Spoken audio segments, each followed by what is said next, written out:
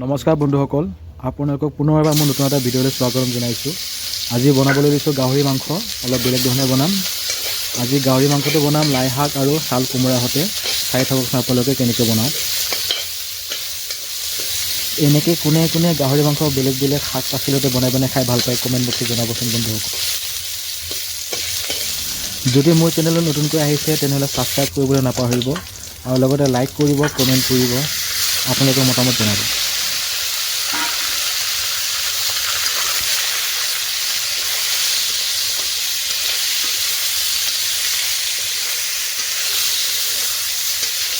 মাংসখিনি একদম ঘৰুৱা পদ্ধতিৰে একদম চিম্পল ধৰণে বনাম। বেছি মাই মছলা ব্যৱহাৰ নকৰোঁ। অকণ নিমখ দি লৈছোঁ, তাৰপিছত অকণ হালধি, সেয়াই।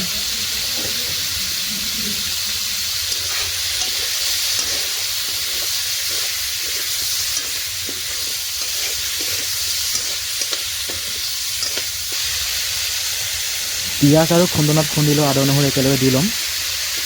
এইখিনি ভালদৰে ভাজি ল'ম।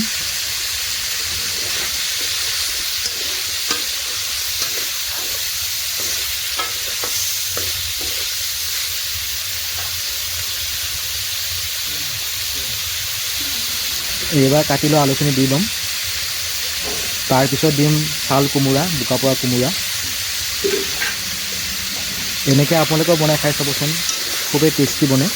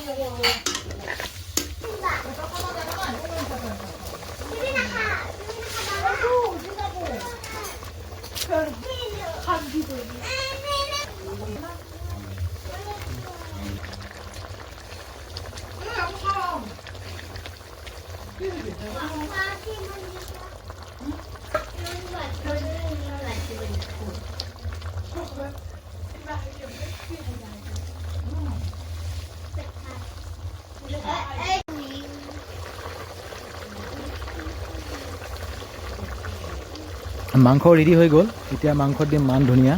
মান ধনিয়া দিলে গাহৰি এটা বেলেগ টেষ্ট আহে। আৰু বন্ধুসকল, শেষলৈ ভিডিঅ'টো চোৱাৰ বাবে ধন্যবাদ। আৰু আগলৈ এনেকৈ চাই থাকিব, লগতে লাইক কৰিব, কমেণ্ট কৰিব। জয় আই অসম।